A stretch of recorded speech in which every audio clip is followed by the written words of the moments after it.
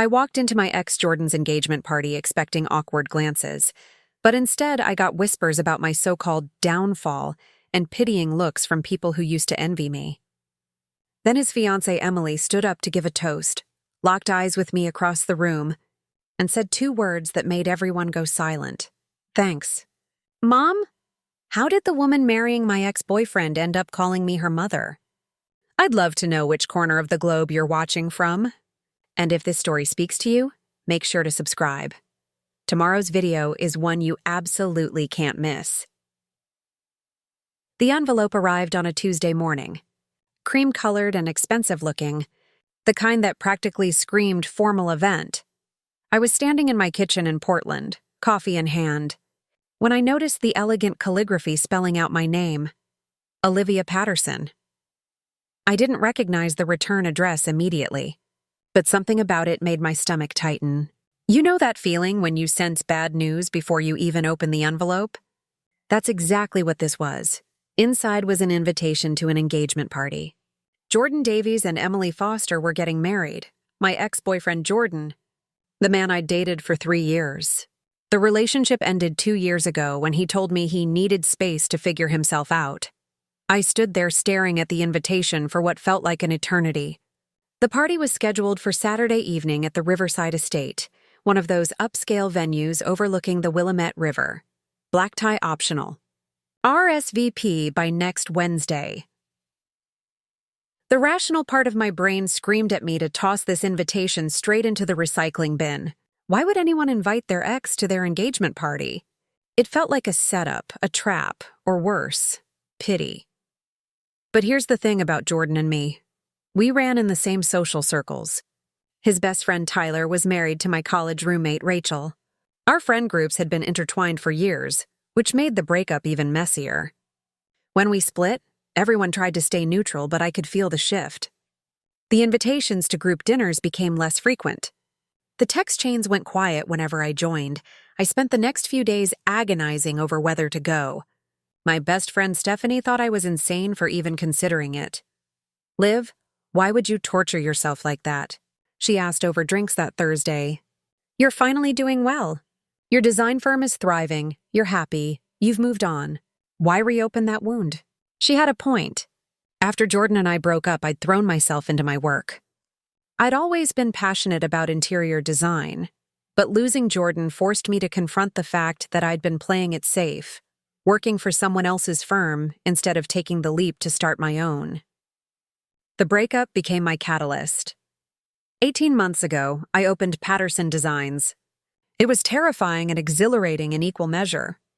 I took out a small business loan, rented a modest office space in the Pearl District, and started hustling for clients. The first 6 months were brutal, lots of rejection, sleepless nights, and moments where I questioned everything. But then things started clicking. A boutique hotel hired me to redesign their lobby. That project led to another, then another. Word spread. My Instagram following grew. Last month, I was featured in Portland Home and Garden magazine. I was proud of what I'd built. So why did this invitation feel like it was pulling me backward? I think I need to go, I told Stephanie, surprising even myself with the words. Are you serious right now? I need to prove to myself that I'm over it. That I can walk into that room, congratulate them, and leave with my head held high. Besides, if I don't go, everyone will think I'm bitter or hurt or who cares what they think? Stephanie interrupted. I do, I admitted quietly. I care that for the past 2 years, I've felt like the one who got left behind. Like I was the consolation prize that Jordan traded in for something better. I need to see him, see them, and remind myself that I didn't lose anything. I gained my freedom and built something real. Stephanie sighed, recognizing that stubborn tone in my voice. Fine, but I'm helping you pick out a dress that'll make him regret every life choice he's ever made. The next few days passed in a blur. I RSVP'd yes, which felt like sealing my fate. Stephanie dragged me to 3 different boutiques before we found the perfect dress. A midnight blue silk number that was elegant without trying too hard. Not revenge dressy, but definitely, I'm doing just fine without you, dressy. Saturday arrived faster than I wanted it to. I spent the afternoon getting ready, changing my mind about my hair 4 times, redoing my makeup twice. By the time my Uber pulled up to the Riverside estate, my hands were trembling slightly. The venue was even more beautiful than I'd imagined. String lights draped across an outdoor terrace, the river glittering in the background as the sun began to set. A jazz quartet played softly near the entrance. Everything was perfect, polished, and expensive. I took a deep breath and walked through the entrance. The moment I stepped inside, I felt eyes on me. Not everyone, but enough people that I noticed. A few former mutual friends gave me tight smiles and quick waves before turning back to their conversations. I recognized Jordan's cousin Emma near the bar. She looked at me, whispered something to the woman next to her, and they both glanced my way. This was exactly what I'd feared. I grabbed a glass of champagne from a passing waiter and tried to look casual, like I attended my ex's engagement parties all the time. I scanned the room for familiar faces and spotted Rachel across the crowd. She caught my eye and hurried over. "Liv, I'm so glad you came," she said, pulling me into a hug that felt genuine but also slightly awkward. "Thanks for the heads up about all this," I said, keeping my voice light. Rachel had the decency to look embarrassed. "I wanted to tell you, but Jordan asked Tyler to keep it quiet until the invitations went out." I felt terrible about it. "It's fine," I lied. "Really. I'm happy for them. You look amazing, by the way. Business must be good." Before I could respond, I heard his voice. "Olivia." I turned, and there was Jordan, looking exactly like I remembered but somehow different too. His hair was shorter, styled more carefully. He'd filled out a bit, looked more settled. Next to him stood a petite woman with auburn hair and warm brown eyes, wearing a stunning emerald green dress. "Emily." "Jordan," I managed, forcing a smile. "Congratulations." "Thank you for coming," he said, and I couldn't quite read his expression. "This is Emily. Emily, this is Olivia. We used to date." Emily's smile was genuine, reaching her eyes in a way that made me feel oddly disarmed. "It's so nice to finally meet you, Olivia. I've heard so much about you." That sentence hung in the air, loaded with meaning I couldn't quite decipher. What exactly had she heard? And why did her smile seem to hold a secret I wasn't in on yet? Emily's handshake was firm and confident. Nothing like the awkward tension I'd expected from meeting my ex's fiancée. She held eye contact just a beat longer than necessary, as if studying me, searching for something beneath the surface. "Jordan mentioned you're an interior designer," Emily said. "I actually follow your Instagram. That hotel lobby project you did downtown? Absolutely stunning." I blinked, genuinely surprised. "You follow my work?" "I work in marketing for a tech startup, so I spend way too much time scrolling through design inspiration. Your aesthetic is exactly what I've been wanting for our new place." She glanced at Jordan with an almost mischievous smile. "I keep telling him we need to hire a professional, but he thinks he can just pick things up at IKEA and call it interior design." Jordan laughed, but it sounded forced. "Em, maybe we shouldn't talk business at our engagement party." "Why not?" "Olivia's here as a guest, but that doesn't mean I can't appreciate her talent." Emily touched my arm lightly. "We should grab coffee sometime. I'd love to pick your brain about some ideas." Before I could process what was happening, someone called Emily's name from across the room. She excused herself with another warm smile, leaving Jordan and me standing there in uncomfortable silence. "She seems great," I offered. "Because what else do you say?" "Yeah, she is." Jordan shifted his weight, looking anywhere but directly at me. "Look, Liv, I know this might be weird." "It's fine, Jordan. Really, I'm happy you found someone." He nodded, clearly relieved to end the conversation. "I should go mingle. Thanks again for coming." As he walked away, I exhaled a breath I didn't realize I'd been holding. That wasn't so bad, right? Awkward, sure, but I'd survived the initial encounter. I could make it through the rest of the evening. I was wrong. A lot of love and effort went into bringing this story to life. If you're enjoying it, we'd be so grateful if you'd subscribe to our channel. Now, back to where we left off. Over the next hour, I started noticing things. Little things that individually meant nothing, but together painted an uncomfortable picture. Jordan's mother, Patricia, had always been cool toward me during our relationship. She had this way of asking questions that felt like criticisms disguised as concern. "Oh, you're wearing that?" Or, "Interior design. How creative. Do you have a backup plan?" Tonight, she walked right past me without acknowledgement, as if I were invisible. Then there was Jordan's college friend Marcus, different Marcus, not anyone I'd mentioned before, who I'd always gotten along with.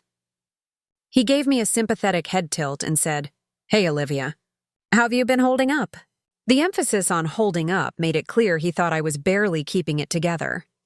"I'm great, actually," I replied, probably too defensively. "Business is booming." "Oh, that's good. That's good," he said in that patronizing tone people use when they don't believe you. It's important to stay busy after, well, you know. I wanted to ask him what exactly he thought I needed to stay busy to avoid thinking about. But he'd already drifted away.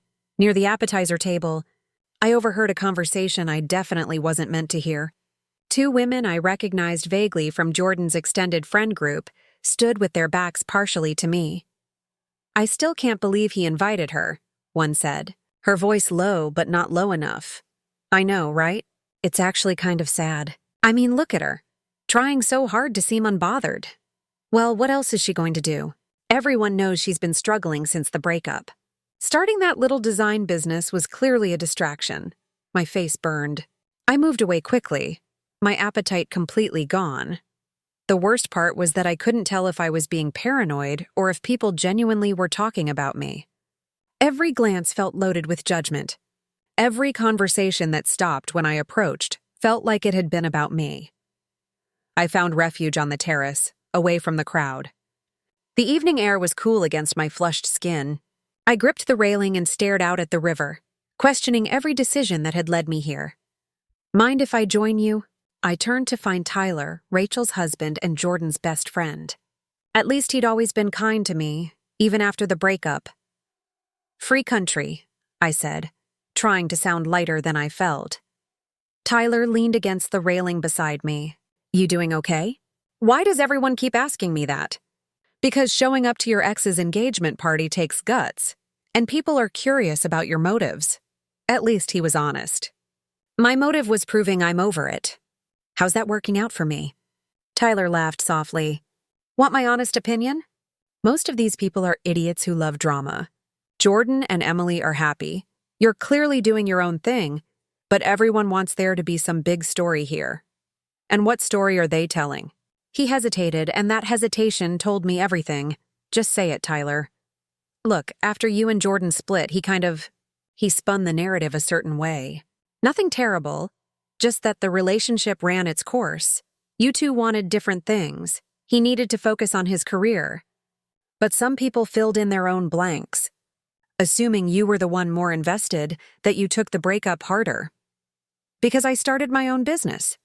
How is that taking it hard? That's not how they see it. They see it as you trying to prove something, trying to show Jordan you're fine without him." Tyler held up his hands. "I'm not saying I agree. I'm just telling you what I've heard." I closed my eyes, feeling a fresh wave of frustration. I couldn't win. If I'd fallen apart after the breakup, I'd be pathetic. If I built something successful, I was desperate to prove myself. There was no version of this story where I got to just be a person moving forward with her life. "For what it's worth," Tyler added, "I think you're crushing it. That magazine feature was impressive." "Rachel showed it to me." "Thanks," I managed, though his kindness somehow made me feel worse. We stood in silence for a moment before Tyler checked his phone. I should get back. Rachel's giving me the "where did you disappear" to look. Alone again, I debated leaving early. I'd made my appearance, congratulated the happy couple, and proved I could handle this like an adult. What more did I need to do?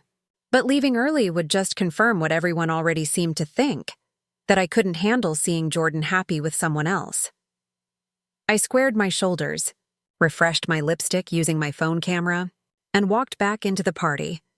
The terrace doors opened to reveal the main room, where guests were being directed to their seats. Apparently, there would be toasts and speeches before dinner. I found my assigned seat at a table near the back, mercifully placed with Rachel and Tyler and a few other people I knew casually. As everyone settled in, the room quieted. Jordan stood first, microphone in hand, and thanked everyone for coming.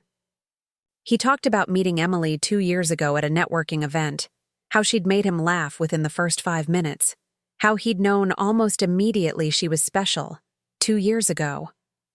That meant he'd met her just months after our breakup, maybe even weeks.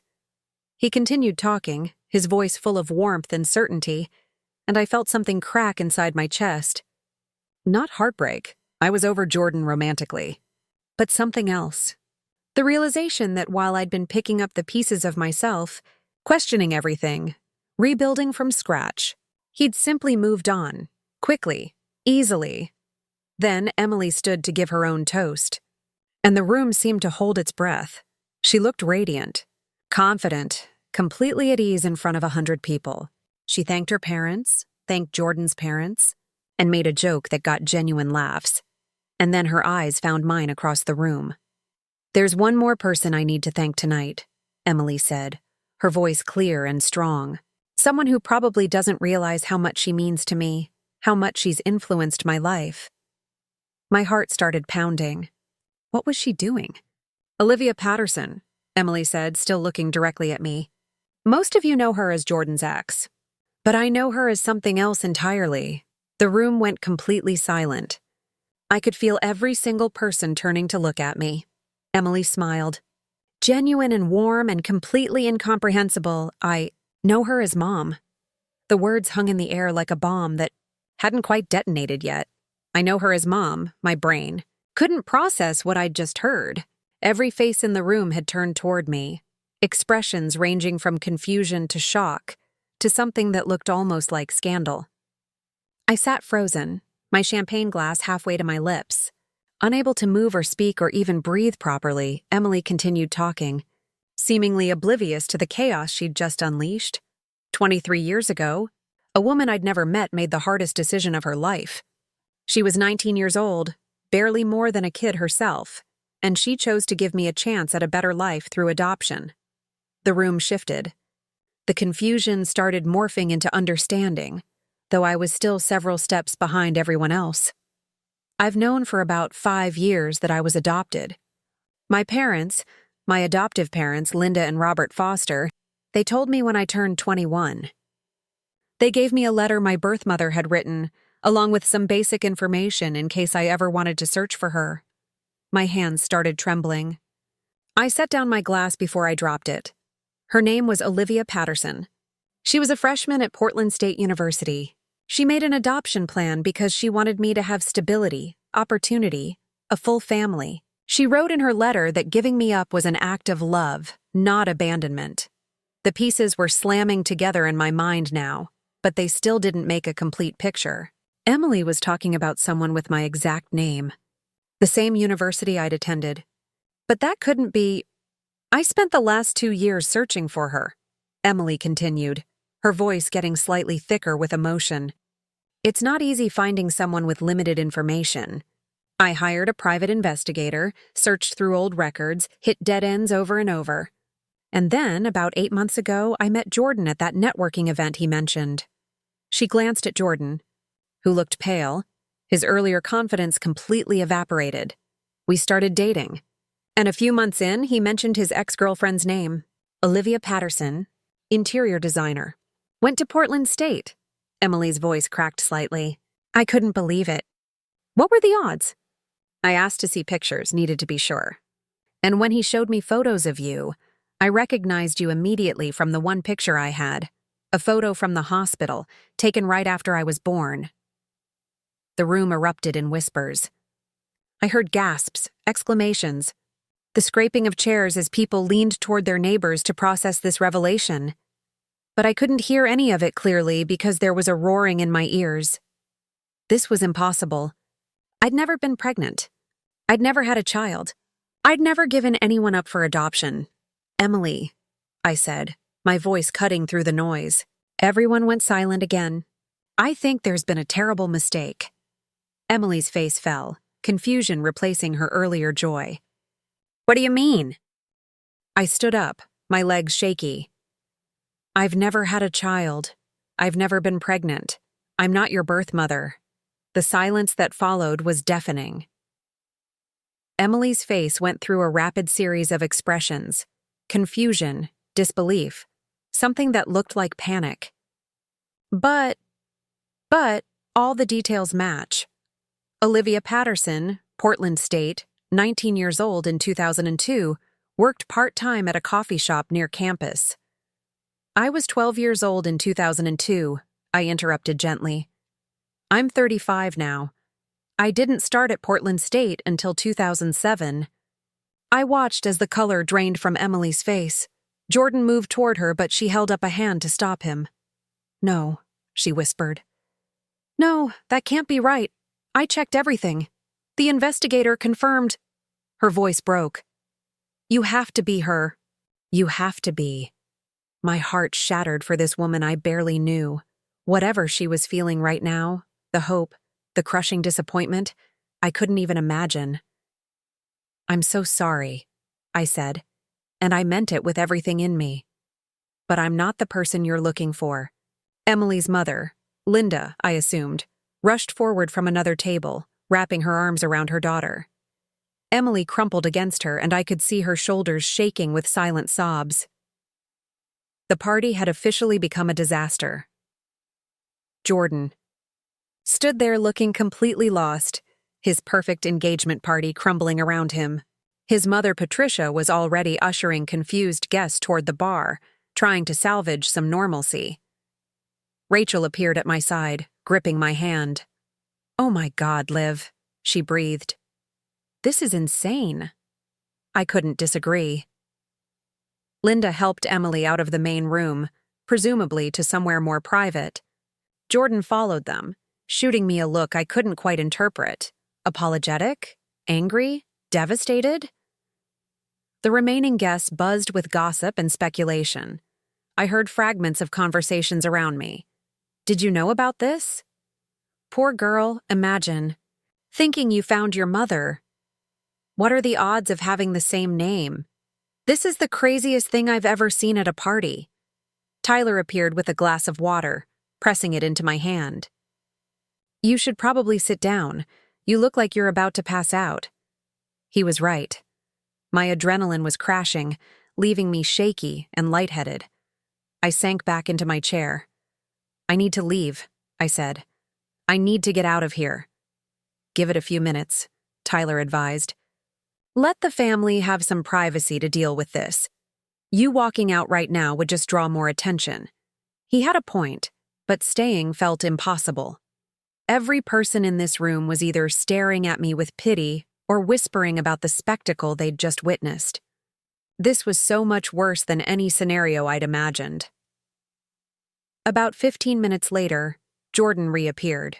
He looked exhausted, years older than he had at the start of the evening. He made his way directly to my table. Olivia, can we talk? Privately? I didn't want to. I wanted to call an Uber and disappear into the night and never think about this horrible evening again. But I nodded and followed him out to the same terrace where I'd talked with Tyler earlier. The night had gotten colder. I wrapped my arms around myself as Jordan paced in front of me. I had no idea, he said finally. I swear to God, Olivia, I had no idea she thought you were her birth mother. How is that even possible? You dated her for 2 years. She told me she was adopted and looking for her birth mother, but she never told me the name. She said she wanted to keep that part of her search private, that talking about it too much made her anxious. He ran his hands through his hair.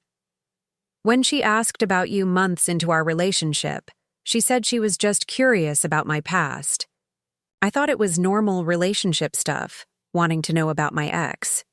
So she knew the whole time, I said slowly. While you two were dating, while she was falling in love with you, she thought I was her biological mother. Jordan nodded miserably. I think so, yeah. And I never connected the dots because why would I? The idea that my girlfriend and my ex could be mother and daughter, it's insane. It would be insane if it were true, I corrected. Since it's not true, it's just tragic. We stood in silence for a moment. Despite everything, I felt bad for Jordan. His engagement party was ruined, his fiancée was devastated, and none of it was technically his fault. "What are you going to do?" I asked. "I don't know. Emily's with her parents right now. Linda mentioned something about calling the private investigator, figuring out where the mistake happened." He looked at me with genuine desperation. "Olivia, I know this is asking a lot, but would you be willing to talk to Emily? Help her understand that you're not just rejecting her? Jordan, I can't. Please. She's destroyed right now. She built this whole fantasy around meeting you tonight, and it all just collapsed. If you could just talk to her for 5 minutes, help her see that you're being honest." "I'm not the villain here," I said sharply. "I'm not the one who needs to convince anyone of anything." I know. I'm sorry. He broke off, looking more vulnerable than I'd seen him in years. "I love her, Liv. I'm terrified she's going to spiral from this. And despite everything, despite the awkwardness of the evening, the whispers, the judgment, the absolute chaos of the last hour, I found myself saying something I didn't expect. Okay, I'll talk to her." Because underneath all the mess, all I could think about was Emily's face when she'd called me Mom, the hope in her eyes, the certainty that she'd finally found the missing piece of herself, and now that piece was gone, shattered, revealed as an illusion. If talking to her could provide even a shred of closure, how could I refuse? Jordan led me through a side hallway to a small private room, probably meant for the bridal party or VIP guests. Emily sat on a velvet couch, her face blotchy and tear-stained, still wearing that beautiful emerald dress that now seemed too bright for the moment. Her mother Linda sat beside her, holding her hand. When Emily saw me, fresh tears spilled down her cheeks. "I'm so sorry," she said immediately. "I ruined your night. I ruined Jordan's party. I ruined everything." I sat down in the chair across from her, choosing my words carefully. "You didn't ruin anything intentionally. You thought you were sharing something meaningful." "I was so sure," Emily whispered. "Everything matched. The name, the school, the timeline my investigator put together. I had this whole picture in my head of who you were, what your life must have been like. I've been following your career for months, feeling proud of you like I had some right to." Her words twisted something inside my chest. "Emily, can I ask you something? When did your investigator tell you he'd found me?" "About 8 months ago, right before I met Jordan. He gave me your name and some basic information, that you ran an interior design business, that you still lived in Portland. He said he was 90% certain based on the records he'd found. But he never confirmed my age? Never verified I was the right person?" Emily shook her head. "I told him not to make contact. I wanted to do that myself when I was ready. And then when Jordan mentioned you." She laughed bitterly. "I thought it was fate. The universe giving me a sign that I was meant to find you through him." Linda spoke, up for the first time, her voice tight with barely controlled anger. "That investigator is getting a very pointed phone call first thing Monday morning. This should never have happened." "It's not his fault," Emily said. "I pushed him to give me a name before he finished verifying everything. I was so desperate to find her that I convinced myself he was sure when he was only mostly sure." I leaned forward. "Emily, I want you to understand something. Me not being your birth mother doesn't change the fact that she made a loving choice for you. That letter she wrote you, that was real. Her wanting you to have a good life, that was real." "But where is she?" Emily's voice broke again. "If you're not her, then who is? What if I never find her? What if she doesn't want to be found?" Those were questions I couldn't answer. All I could do was sit there and watch this young woman grapple with a loss she hadn't even known she'd experienced until an hour ago. "The investigator will figure it out," Linda said firmly. "We'll find the right Olivia Patterson. This was just a mistake, honey. A painful, unfortunate mistake." Jordan appeared in the doorway. "Hey, People are starting to leave. I think we should probably call it a night. Emily nodded, wiping her eyes. Yeah. God, what a disaster. It's not a disaster, Jordan said, moving to sit beside her. It's just unexpected. We'll figure it out. I stood to leave, feeling like my presence was no longer needed or wanted. But Emily called out to me, Olivia, wait, can I ask you something else? I turned back. That hotel lobby you designed, the one downtown, you used this specific shade of blue in the accent pieces, almost teal, but softer. Why that color? The question caught me off guard. It's called cerulean mist. I chose it because the hotel wanted something that evoked water without being literal. Why? Emily reached into her purse and pulled out a folded piece of paper, worn and creased from obvious handling. This is the letter my birth mother wrote to me. Can I read you part of it? I nodded, unsure where this was going. Emily's voice shook as she read. I hope you grow up surrounded by beauty. I hope you find joy in small things. The color of the sky just after dawn, the smell of coffee brewing, the feeling of sun on your face. I wish I could be there to show you these things, but I trust that your new family will fill your life with wonder. She looked up at me. The sky just after dawn. That exact shade of blue you used. When I saw your Instagram posts about that project, I stared at that color for an hour. I thought it meant something, that you'd somehow chosen it because of her letter. Because you were her. My throat tightened. Emily, I know you're not her. I know that now. But for a few months, I got to imagine that connection. I got to feel like I understood why she made the choice she did, because I could see how talented you are, how driven, how you built something from nothing. I convinced myself that's what she would have wanted for herself too, if she'd had the chance. The room went quiet. Linda was crying now too, dabbing at her eyes with a tissue. The real Olivia Patterson is out there somewhere, I said gently. And when you find her, you'll see that she probably did build something meaningful with her life. Maybe not interior design, but something. Because people who make hard choices out of love, they don't give up easily. They fight. They survive. They create, Emily smiled through her tears. You would have made a good mother, you know. Even if you're not mine. Those words hit me harder than I expected. I'd never really thought about motherhood seriously. My 20s had been consumed by relationships and career uncertainty. My early 30s had been about building my business. At 35, it was something that existed in the abstract future, if it existed at all. But hearing Emily say that, seeing the way she looked at me with this mixture of disappointment and lingering hope, it stirred something I hadn't known was there.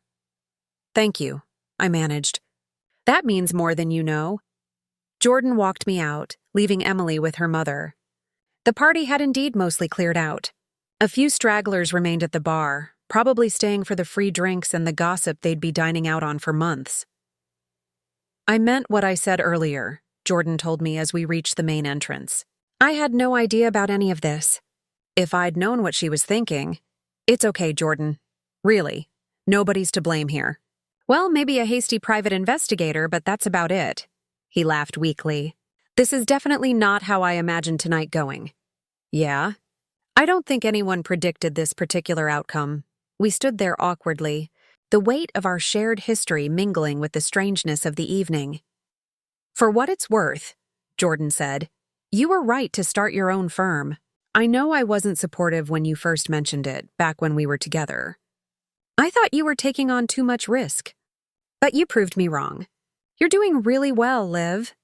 It was the first genuinely kind thing he'd said to me in years, maybe the first real acknowledgement that the breakup hadn't destroyed me. Thanks. And Jordan? Emily's great. Mistaken identity crisis aside, you found someone really special. Yeah, he agreed, glancing back toward where he'd left her. I did. My Uber pulled up, saving us from further conversation. I slid into the back seat and gave the driver my address, then leaned my head against the window as Portland's lights blurred past. My phone buzzed. A text from Stephanie. How's it going? Do I need to come rescue you with wine and terrible movies? I started typing a response, then stopped. How could I possibly explain this evening in a text message? Instead, I called her. "Oh God, what happened?" She answered immediately. "Steph, you're literally not going to believe this," I said. "Jordan's fiancé stood up in front of 100 people and called me mom." "What?" And as I recounted the entire surreal evening, I realized something that surprised me. Yes, the night had been awkward and painful and bizarre. Yes, people had whispered about my supposed downfall. Yes, I'd been forced to confront my ex and his new relationship in the most uncomfortable way possible. But I'd also gotten something unexpected. Proof that I wasn't defined by Jordan's narrative of our breakup. Emily had seen me as successful, talented, inspiring, even if it was based on a case of mistaken identity. The other guests' whispers about my little design business didn't match reality. I wasn't struggling. I wasn't falling apart. I wasn't the cautionary tale they'd decided I should be. I was just Olivia Patterson. Not anyone's ex, not anyone's mother, not anyone's disappointment. Just myself. And for the first time in 2 years, that felt like more than enough. "So what happens now?" Stephanie asked when I finished the story. I looked out at the city I'd lived in my entire adult life, the place where I'd built my business and my reputation and my future. Now? I go home, take off this ridiculous dress, and maybe have that wine you mentioned. And Monday morning, I get back to work. Because unlike everyone at that party seems to think, I have clients to meet and projects to finish and a life that doesn't revolve around Jordan Davies. Stephanie laughed. "There's the Liv I know. For a second there, I worried this whole thing might mess with your head." "Oh, it definitely messed with my head," I admitted. But in a weird way, it also cleared some things up. What I didn't tell her, what I was only beginning to understand myself, was that Emily's mistake had shown me something important. She'd looked at my life from the outside and seen success, purpose, meaning. She'd imagined me as someone worth finding, worth knowing, worth claiming as family. Maybe it was time I started seeing myself that way too. Sunday morning arrived with the kind of headache that had nothing to do with alcohol and everything to do with emotional exhaustion. I'd barely slept, my mind replaying the events of the engagement party on an endless loop. My phone had 17 missed notifications. I scrolled through them groggily. 3 texts from Rachel asking if I was okay, 2 from Tyler apologizing for the chaos, 1 from an unknown number, and, surprisingly, 11 Instagram DM requests. The Instagram messages were the most bizarre. Word had apparently spread beyond the party attendees, and now strangers were messaging me about the viral engagement party drama. Someone had recorded Emily's speech and posted it on TikTok. The video already had over 2 million views. I watched it with a growing sense of horror. There I was, frozen in the background, my face cycling through confusion and shock as Emily revealed her belief that I was her birth mother. The comment section was ruthless. The ex's face, though. "This is the most insane thing I've ever seen at a wedding event. Imagine going to your ex's party and his fiancé thinks you're her mom. Someone needs to make this into a movie great." Not only had I lived through the most uncomfortable evening of my life, but now it was entertainment for millions of people who'd never met me. The unknown number turned out to be Emily. Her text was short. "I'm so sorry about everything. Can we talk sometime this week? No pressure." I stared at the message for a long time before responding. "Of course. Take whatever time you need." Stephanie showed up at my apartment around noon with bagels, coffee, and a determined expression. "Okay, so I've been thinking about this all night," she announced, barging past me into my kitchen. "We need a game plan." "A game plan for what?" "For damage control. Everyone's talking about what happened. Your name is attached to a viral video. We need to control the narrative before it controls you." I slumped onto my couch. "Steph, I don't want to control any narrative. I just want this whole thing to go away." "Well, it's not going away. Your business Instagram has gained 3,000 followers overnight. People are flooding your DMs. Some are supportive, some are nosy, and some are straight up offering you reality TV deals." "You're joking." She showed me her phone. Sure enough, there were several messages from production companies wanting to discuss opportunities related to my story. "This is insane," I muttered. "I didn't do anything. I just showed up to a party. That's the beauty of viral moments. You don't have to do anything. You just have to exist in the right place at the right time." Stephanie handed me a coffee. "But here's the thing.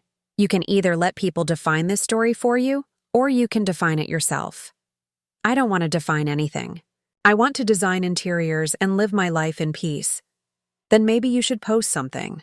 Just a simple statement saying you wish Emily well, that it was a misunderstanding, and you're focused on your work. Take the high road publicly, then move on," she had a point. Staying silent meant letting speculation fill the void. I could already imagine the thought pieces. What really happened between Olivia Patterson and her ex? Or interior designer at center of engagement party drama speaks out. Actually, those headlines probably already existed. I spent the next hour crafting a careful Instagram post. Nothing too detailed, nothing that would fan the flames. Last night was unexpected for everyone involved. I want to be clear. I am not Emily Foster's birth mother, but I wish her all the best in her search and in her upcoming marriage. Mistaken identity aside, I hope everyone can respect the privacy of all parties involved. Now back to designing beautiful spaces. Check out my latest project in stories. Professional, dignified, deflecting attention back to my work. The response was immediate. Within minutes, I had hundreds of comments. Most were supportive, some were still speculating, and a few were surprisingly hostile, people who seemed personally offended that I'd crashed the engagement party or led Emily on, as if I'd had any control over the situation. Ignore. The negative ones, Stephanie advised, watching over my shoulder. Miserable people love to project their misery onto strangers online. She was right, but it still stung. Monday morning brought a return to normalcy, or at least an attempt at it. I had a client meeting scheduled for 10 o'clock. A young couple wanting to renovate their first home in the Hawthorne neighborhood. I dressed carefully in my usual work attire, determined to project confidence and professionalism. My assistant Maya greeted me at the office with a sympathetic look. "Rough weekend?" she asked, and I could tell she'd seen the video. "You could say that. For what it's worth, I think you handled it with incredible grace. I would have run out of there crying." "I considered it," I admitted. The client meeting went smoothly, thankfully. The couple, Brianna and Alexis, were excited about their project and made no mention of the engagement party incident. We discussed their vision, their budget, their timeline. I sketched some preliminary ideas, showed them fabric samples, and by the time they left, I felt grounded again. This was real. This was my actual life. Not viral videos or mistaken identities, but helping people create spaces they loved. Maya knocked on my office door around noon. "You have a visitor. Emily Foster. She says you're expecting her." My stomach clenched. I'd forgotten about Emily's text asking to meet. Send her in. Emily looked different in daylight, wearing jeans and a simple sweater, her hair pulled back in a ponytail. Without the formal dress and party makeup, she looked younger, more vulnerable. "I hope it's okay that I just showed up," she said, hovering in the doorway. I was in the neighborhood and thought, "It's fine." "Come in, sit down." She perched on the edge of the chair across from my desk, her hands clasped tightly in her lap. "I saw your Instagram post. Thank you for being so kind about everything." "Of course. How are you doing?" "Honestly, I'm mortified. I can't believe I did that in front of 100 people. And now it's all over the internet, and everyone's talking about it, and—" She stopped, taking a breath. "I'm also devastated, if I'm being completely honest. I was so sure I'd found her." "Have you heard from the investigator?" "Yeah. He called yesterday, apologizing profusely. Turns out there are 17 Olivia Pattersons in the greater Portland area.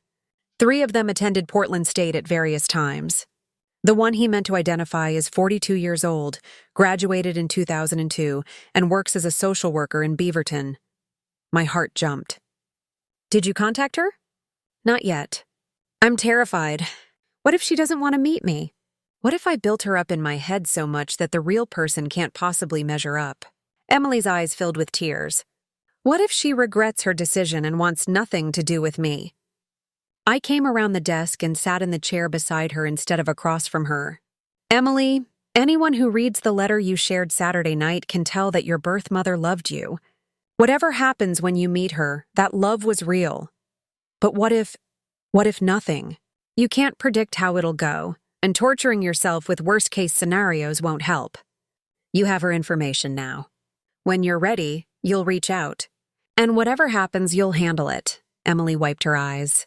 You're being way nicer to me than you have any reason to be.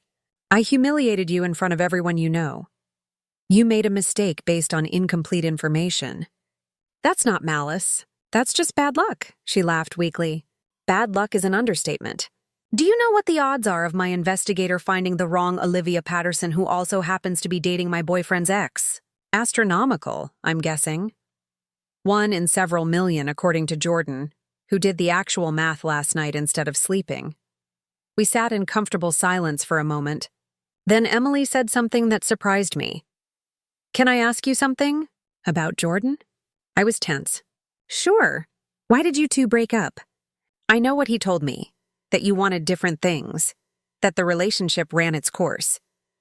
But Saturday night, watching how people reacted to you being there, hearing the whispers, I got the sense there's more to the story. I considered how much to share. But after everything that had happened, Emily deserved honesty. Jordan broke up with me because he said he needed space to figure himself out. What he actually meant was that he wanted to date other people but didn't want to be the bad guy who admitted it. So he framed it as this mutual, amicable thing when really, I was blindsided. Emily's expression darkened. He told me it was mutual. It wasn't. And for months afterward, I felt like I'd failed somehow. Like I wasn't enough to make him want to stay. Starting my business was partly about proving to myself that I had value beyond being someone's girlfriend. Did it work? Do you feel like you have value now? I thought about the question carefully. Most days, yeah. Saturday night was hard because being in that room brought back all those old feelings of inadequacy. But then you stood up and talked about following my work, about being inspired by what I'd built. And even though it was based on mistaken identity, it reminded me that I have built something real. Something I'm proud of. Emily nodded slowly. For what it's worth, I wasn't lying about your work. Even now, knowing you're not my birth mother, I still think you're incredibly talented. That offer to grab coffee and talk about design ideas still stands if you're interested. You want to hire me? After everything? Why not? You're the best interior designer in Portland. The fact that we have a weird connection through Jordan and a case of mistaken identity doesn't change your talent. I found myself smiling. You know what? I'd actually like that. Professional boundaries firmly in place, but yeah, let's grab coffee. Emily stood to leave, pausing at the door. Olivia, thank you. For not hating me. For being understanding. For everything. Good luck with finding the real Olivia Patterson. I mean that. After she left, I sat in my office feeling oddly lighter. The weekend had been a disaster, but somehow I'd come through it intact. Better than intact, actually. My phone buzzed with a new email. The subject line made me do a double take. Feature opportunity, Portland Business Journal. I opened it cautiously. The journalist wanted to interview me for their Women in Business Spotlight series. They'd been planning to reach out anyway after seeing my work in Portland Home and Garden, but the recent social media attention had moved me up their list. I stared at the email, then started laughing. Leave it to viral drama to accidentally boost my professional profile. Maybe Stephanie was right. Sometimes you just had to lean into the chaos and let it carry you somewhere unexpected. The Portland Business Journal interview was scheduled for Thursday afternoon at a coffee shop downtown. I spent way too much time deciding what to wear, professional but approachable, successful but not pretentious. I finally settled on tailored black pants and a rust-colored blazer that photographed well.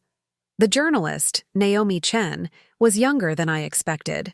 Probably early 30s, with sharp eyes and a disarming smile. She ordered us both lattes and got straight to business. So, Olivia, let's address the elephant in the room first. You've had quite the week on social media. I'd prepared for this. It was certainly unexpected. But I think it's important to separate viral moments from actual professional accomplishments. Yes, something unusual happened at a social event, but that's not what defines my work or my business. Fair enough.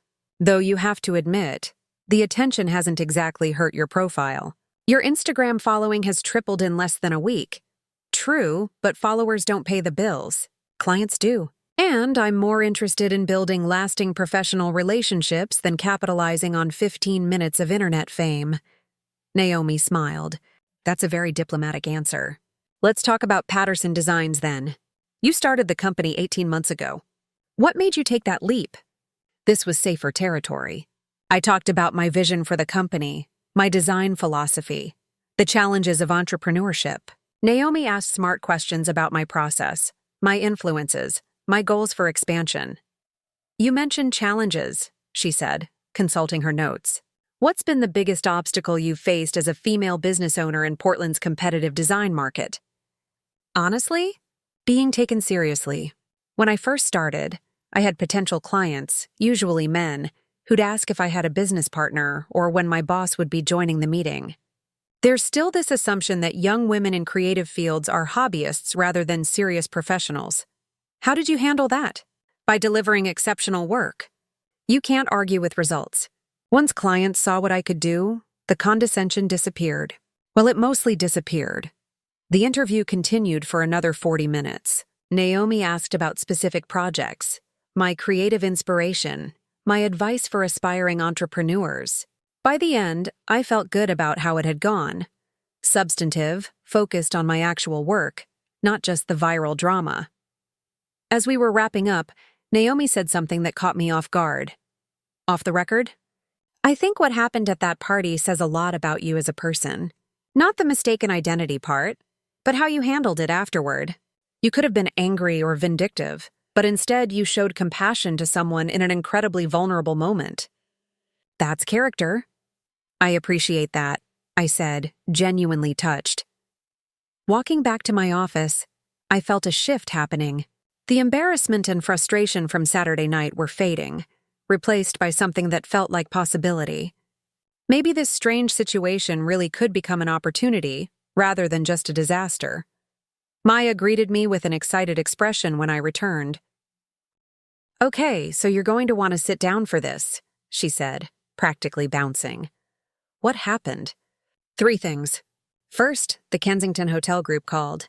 They're renovating properties in Seattle, San Francisco, and Los Angeles, and they want to discuss bringing you on as lead designer for all 3. Second, Portland Monthly wants to feature you in their next issue. And third, and this is the big one, Architectural Digest wants to profile Patterson Designs for their Emerging Designers series. I stared at her, certain I'd misheard. Architectural Digest? The Architectural Digest. They want to shoot your office and some of your completed projects. Olivia, this is huge. This is huge career-defining. My legs felt weak. I sat down in the nearest chair. When did all this happen? The calls started coming in about an hour ago. I think the Portland Business Journal must have posted a preview of your interview online, because everyone's referencing it. I pulled out my phone and checked. Sure enough, Naomi had posted a teaser on the Journal's website. Rising interior designer Olivia Patterson on building a business. Handling viral fame, and why authenticity always wins. The article wouldn't publish until next week, but the preview alone was generating buzz. This is surreal, I said. A week ago, I was just trying to grow my client base and stay afloat. Now I have hotels and national magazines calling. That viral video probably didn't hurt, Maya admitted. But they're not calling because of the drama. They're calling because you're talented and your work speaks for itself. The attention just helped them notice what was already there. She was right. The video had been a spotlight, but the substance beneath it was real. I'd spent 18 months building this business, taking risks, working myself to exhaustion. This wasn't unearned. My phone rang. Jordan's name flashed on the screen. I considered letting it go to voicemail, but curiosity won out. Hello? Liv, hey, do you have a minute? Sure, what's up? I wanted to give you a heads up about something. Emily found her birth mother.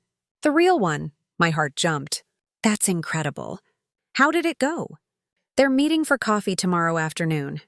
Emily's terrified, but in a good way, I think. She wanted me to tell you, since you were so supportive when everything fell apart. I'm really happy for her, Jordan. Truly. There's something else. He paused. The woman, the real Olivia Patterson, she works as a social worker. Emily did some research and found out she's been volunteering with adoption support groups for years, helping birth mothers navigate their feelings and choices. That's beautiful. Yeah. Emily feels like it makes sense somehow, like her birth mother took her experience and turned it into something meaningful. Another pause. Kinda like how you turned our breakup into launching your business. I wasn't sure what to say to that. Was it a compliment? An observation? An apology disguised as philosophical musing? I didn't turn the breakup into anything, I said carefully. I just finally did what I should have done years ago. Maybe. But I don't think you would have if we'd stayed together. I would have kept telling you to play it safe, to keep your stable job, to not take risks. I would have held you back. Jordan, let me finish. I'm not trying to take credit for your success. I'm just saying that maybe things worked out the way they were supposed to. You're thriving. Emily and I are happy. And now Emily's about to meet her birth mother. The engagement party was a disaster, but somehow everything's landing where it should. It was the most introspective I'd ever heard him. Maybe Emily was good for him in ways I'd never been. I hope the meeting goes well for Emily, I said. Tell her I'm thinking of her. I will. And Liv? I saw that business journal preview. I'm proud of you. I know I don't have any right to be, but I am. After we hung up, I sat in my office trying to process everything. The universe had a strange sense of humor, turning my most humiliating moment into a catalyst for professional growth, connecting me to a woman who'd mistaken me for her mother but might actually become a friend, and somehow bringing closure to a breakup that had haunted me for 2 years. Maya poked her head in. So? Are you going to call back the Kensington Hotel group, or are you just going to sit there looking stunned? I laughed. Give me 5 minutes to have a small existential crisis, then I'll call them back. Fair enough. But Olivia? You deserve this. All of it. That evening, I met Stephanie for dinner at our favorite Thai restaurant. She'd been texting me nonstop since I told her about the Architectural Digest opportunity. I'm ordering champagne, she announced before I'd even fully sat down. We're celebrating. We haven't even gotten the contracts yet. I might be celebrating prematurely. Doesn't matter. This is happening. I can feel it. She flagged down the waiter and ordered a bottle. Okay, so here's what I'm thinking. You need to hire more staff. You can't handle 3 hotel renovations and an AD feature shoot by yourself. I know. I've been thinking about bringing on another designer. Maybe 2. And you need a better office space. Something that looks impressive when magazines come to photograph it. The office is fine. Liv, you're about to be in Architectural Digest. Your office needs to look like it belongs in Architectural Digest. She had a point. My current space was functional but modest. If I was going to pitch myself to major clients, I needed an environment that reflected my success. We spent the next hour planning and dreaming, mapping out what the next year could look like if everything went right. For the first time since starting Patterson Designs, I wasn't just surviving or maintaining. I was actually building toward something bigger. My phone buzzed with a text from Emily. Meeting her tomorrow at 2 p.m., freaking out. But also excited. Is that normal?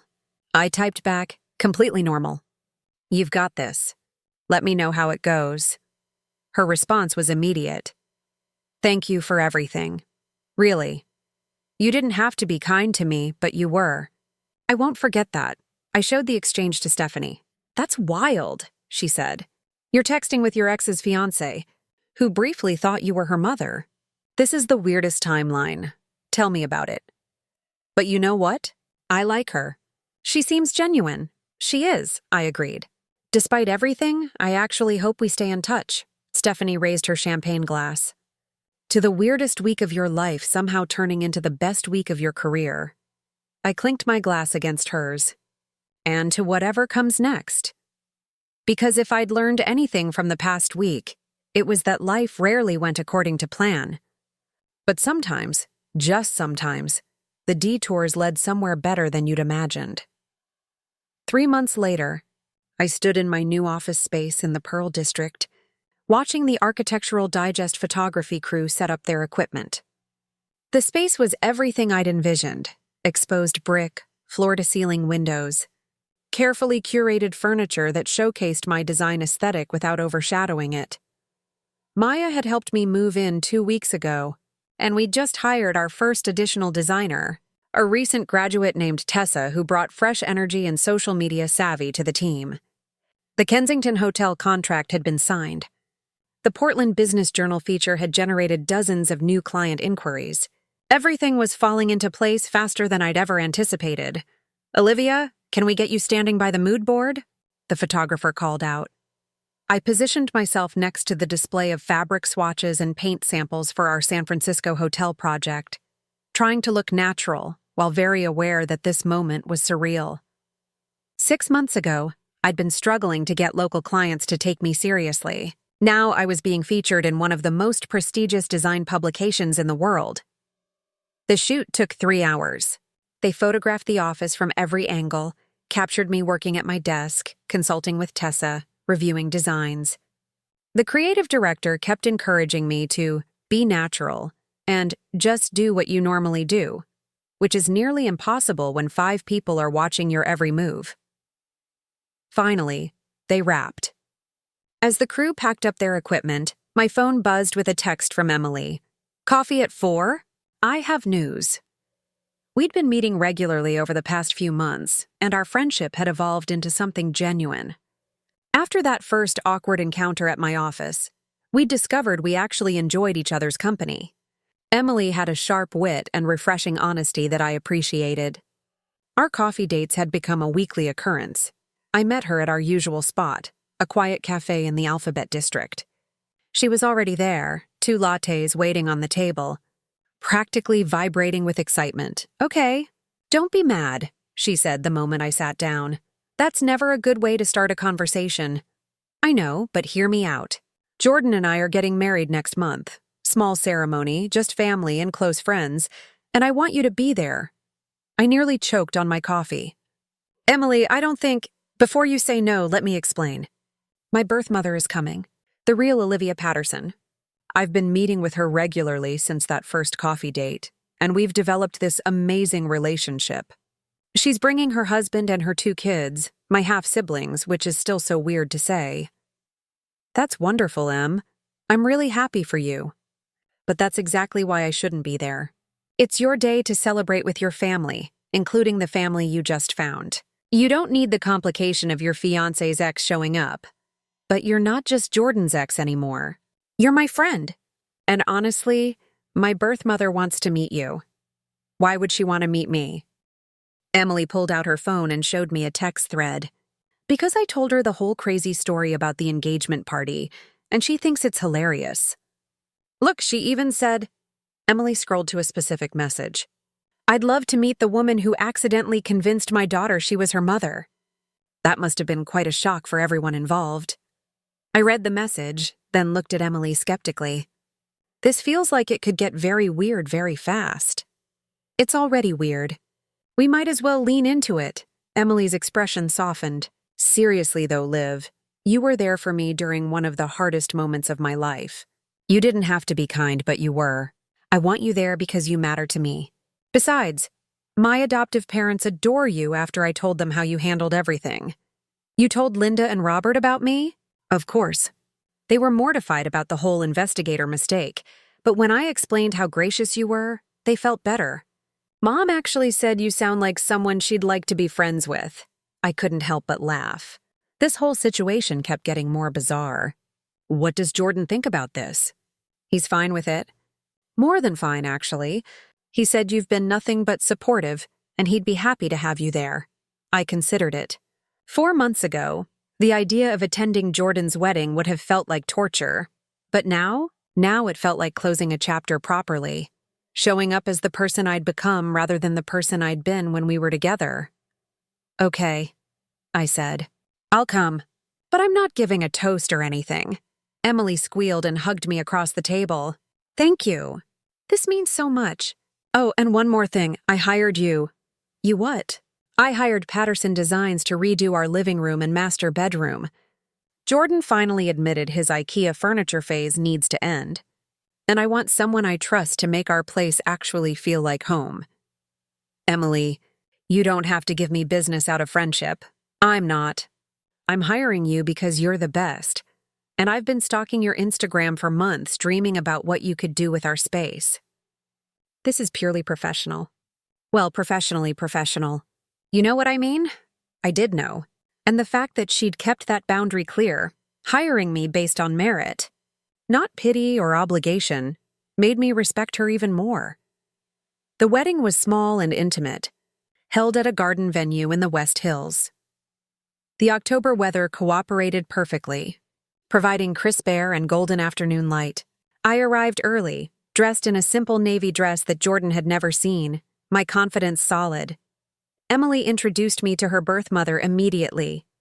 The real Olivia Patterson was warm and surprisingly funny, with kind eyes and an easy laugh. She was shorter than me, with graying blonde hair and the same smile I'd seen in Emily's face. So you're the accidental birth mother, she said, shaking my hand. Emily told me about the engagement party. What a moment that must have been. It was definitely unforgettable. I owe you a debt of gratitude, actually. If your investigator hadn't messed up and found you first, Emily might never have pursued the search so aggressively. She told me she'd been putting it off for years, scared of rejection. But when she thought she'd found me through Jordan, it gave her the courage to finally take that step. Even though I wasn't you? Even though you weren't me. And when that fell apart, she was already in motion. Already committed to finding answers. So thank you, Olivia Patterson, for accidentally being exactly what my daughter needed to find me. It was such a generous way to frame the disaster of that evening. I felt unexpected tears prick my eyes. The ceremony itself was beautiful. Jordan and Emily exchanged vows they'd written themselves, full of promises and laughter and genuine love. I watched without the ache I'd expected, feeling only happiness for them both. During the reception, I found myself talking with Jordan's mother, Patricia, who'd ignored me so thoroughly at the engagement party. Olivia, she said, approaching me with something that looked like contrition. I owe you an apology for my behavior at the engagement party. I was cold and dismissive and you didn't deserve that. It's okay. No, it's not. I'd convinced myself that you weren't good enough for Jordan, that the breakup proved you were somehow lacking. But watching you handle that impossible situation with such grace and seeing what you've built with your business, I was wrong about you. Jordan was lucky to have you, even if you weren't right for each other long term. It was more than I'd expected from her. Thank you for saying that. Emily speaks very highly of you. She considers you a real friend, and my future daughter-in-law has excellent judgment. After dinner, Emily found me at my table. Can you come with me for a second? There's something I want to show you. She led me to a quiet corner where a photo display showcased moments from her and Jordan's relationship. But tucked among the couple shots was a photo I recognized, the picture from the hospital, taken right after Emily was born. Her birth mother held her for the first time. I wanted this here, Emily said, because my story doesn't start with Jordan.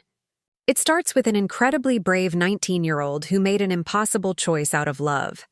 And it includes you, even though you're not who I thought you were. You showed me what it looks like to handle difficult situations with kindness. That matters. I hugged her, genuinely moved. I'm glad I could be here today. Me too. And hey, when you do eventually get married, I expect an invitation. Assuming I ever find someone worth marrying, Emily grinned. Oh, you will. Probably when you least expect it. That's how these things work. As the reception wound down, I said my goodbyes and headed to my car. Jordan caught me before I left. Liv, thanks for coming. It means a lot. Thanks for inviting me. You two are really good together. We are.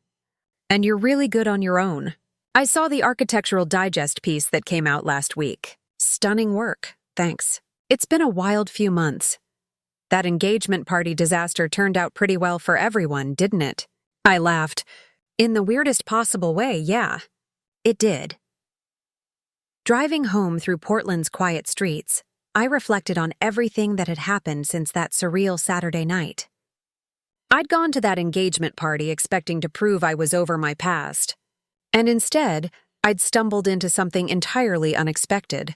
A viral moment that launched my career, a friendship with my ex's fiancé, and a strange, beautiful reminder that life rarely follows the script we write for it. My phone buzzed at a red light. A text from Stephanie. How was the wedding? Did it feel weird? I typed back, not weird at all. Actually kind of perfect, and I meant it.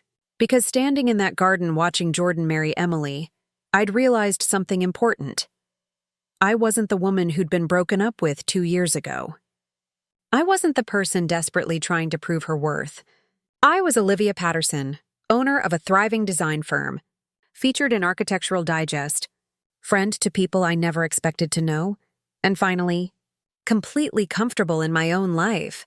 The whispers about my downfall at that engagement party had been so wrong they were almost funny.